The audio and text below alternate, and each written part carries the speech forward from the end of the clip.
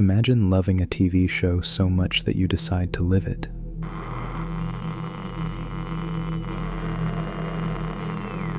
In the late 2000s, a young filmmaker from Canada was so obsessed with the hit show Dexter, a series about a forensic expert who moonlighted as a vigilante serial killer, that he didn't just binge-watch the episodes. He tried to become Dexter, but this wasn't a harmless fantasy. It ended with a man brutally murdered in his garage, and one of the most disturbing cases Canada has ever seen. Accused killer Mark Twitchell took the witness stand Wednesday at his first-degree murder trial and admitted he killed and dismembered Johnny Altinger. This is the story of Mark Twitchell, the so-called real-life Dexter Killer. Mark Twitchell was born in Edmonton, Alberta in 1979. From a young age, he was fascinated with film and storytelling. He studied at a broadcasting school, wrote movie scripts, and dreamed of becoming a successful director. But his real passion wasn't just movies, it was the darkness behind them. Friends said he was quiet, but often obsessed with science fiction and violent horror films. In his early 20s, he even shot a fan film about Star Wars. But behind the geeky filmmaker persona, Twitchell was developing a much darker obsession.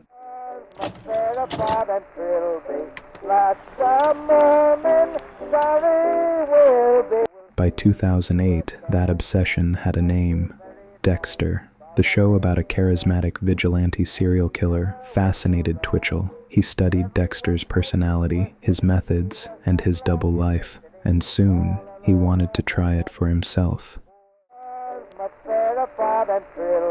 Twitchell rented a garage in Edmonton under the cover story that he was working on an independent film.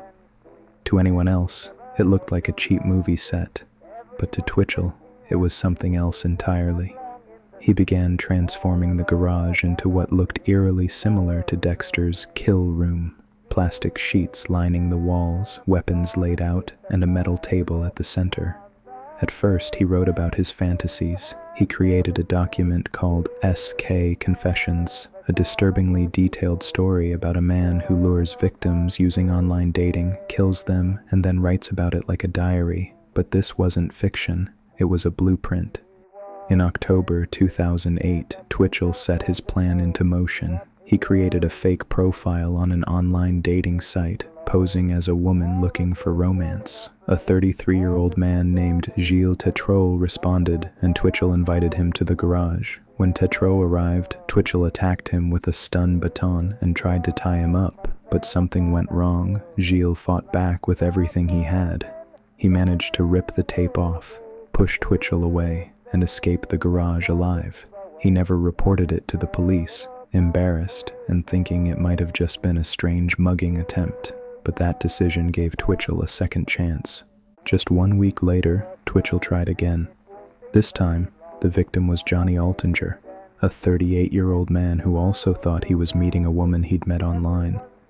When Altinger arrived at the garage, Twitchell ambushed him. Unlike Gilles, Johnny wasn't able to fight his way out. He was bludgeoned, stabbed, and ultimately killed in the garage. After the murder, Twitchell dismembered the body and attempted to dispose of it. Some remains were later found in a sewer, while others were never recovered. But Twitchell wasn't careful. In fact, he almost seemed proud of what he'd done. He showed friends the garage, told strange lies about killing someone, and left behind a mountain of digital evidence. Most chillingly, investigators later found his SK Confessions document, which read like a play-by-play diary of the murder.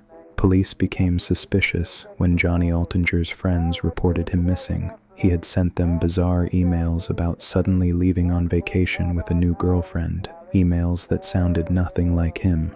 The investigation quickly led them to Twitchell's garage, where they discovered blood, weapons, and plastic sheeting. When questioned, Twitchell insisted it was just part of a film project, but detectives weren't buying it. Eventually, the SK Confessions file was discovered on his computer. It described luring a man through a dating profile, killing him in a garage, and disposing of the body, nearly identical to Johnny's disappearance. In 2011, Mark Twitchell went to trial. The evidence was overwhelming: the garage setup, the blood traces, the confession document, and even Gilles Tetrol's testimony about escaping the same trap.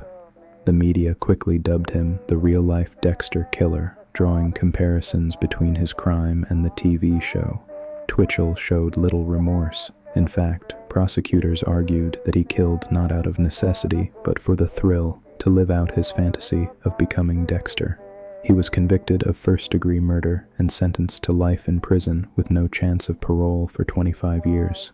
The case left the city of Edmonton shaken. Fans of Dexter were horrified to see how fiction had inspired real-life murder. Even the show's creator publicly condemned Twitchell, saying he had twisted something fictional into something monstrous. In prison, Twitchell has given occasional interviews. He once claimed he regretted what he did, but in the same breath admitted he still felt a connection to Dexter. To this day, he remains locked up, serving his life sentence.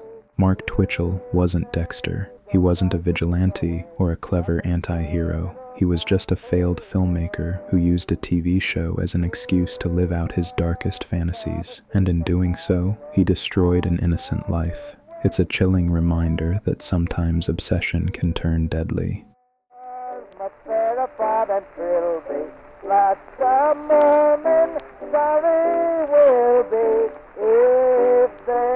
Don't try to keep away from this poor little country.